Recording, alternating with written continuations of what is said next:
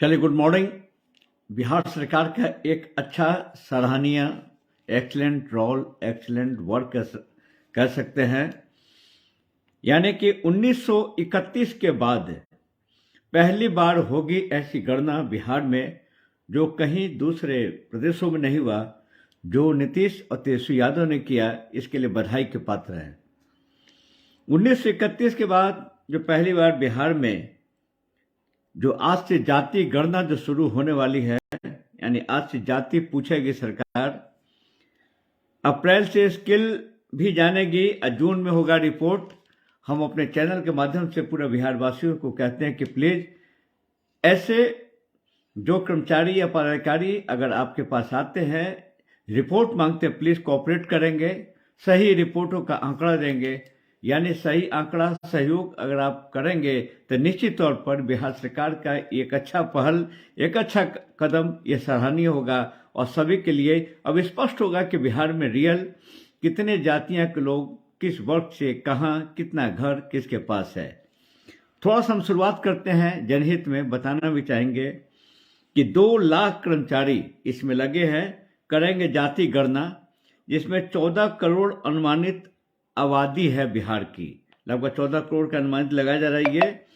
ये शॉर्ट में हम बताना चाहेंगे कि पहला चरण 7 से 21 जनवरी तक, इसकी जो 15 दिनों में सबसे पहले इसमें मकानों की गणना की जाएगी।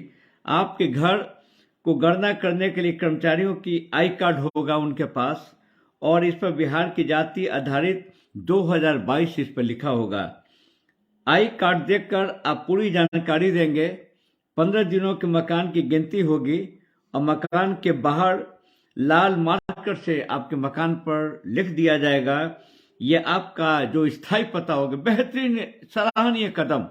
अब स्थायी पता, जो प्रॉब्लम होता था फॉर्म फिलअप करने में कई जगह, अब आपको बिहार सरकार ने जो व्यवस्था किया है, आपके घर के सामने नंबर लिखा होगा, यही होगा आपका स्थायी नंबर।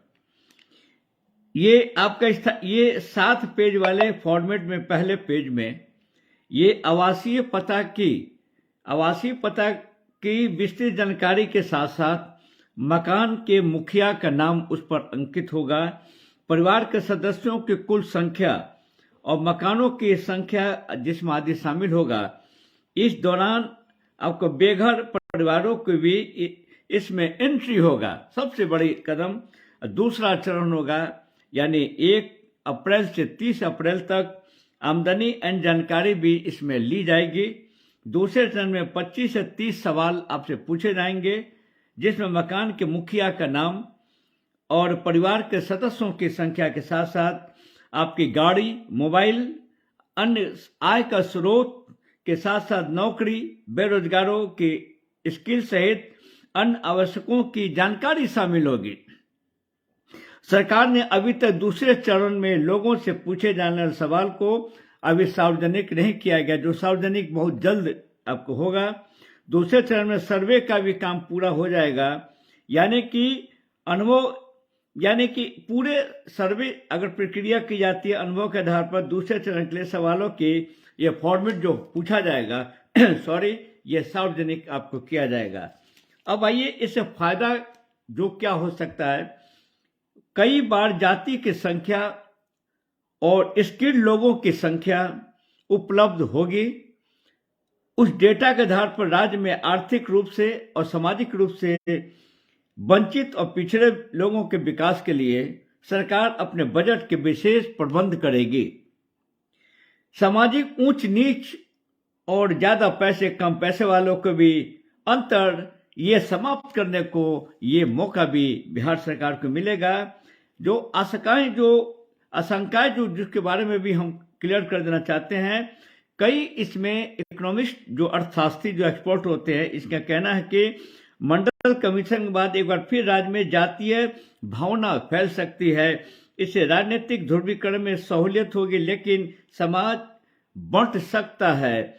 समाजवादी कई लोगों का कहना है कि इसमें वंचित वर्ग के जो आइडेंटिफाई करने में मदद मिलेगी, लेकिन तब इसका असल मकसद जो हासिल था, राजनीतिक मकसद में जनधरना को भी, यानी जनसाधारण को लाभ मिलेगा।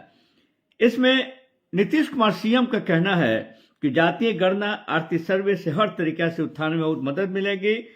और इसमें यह भी सवाल उठा कि जितने मुसलमान जो होंगे उनका भी इसमें गणना की जानी चाहिए, होगा भी ऐसा लगता है, लेकिन स्पष्ट तौर पे नहीं अभी इस पर दर्शाया गया बिहार सरकार ने।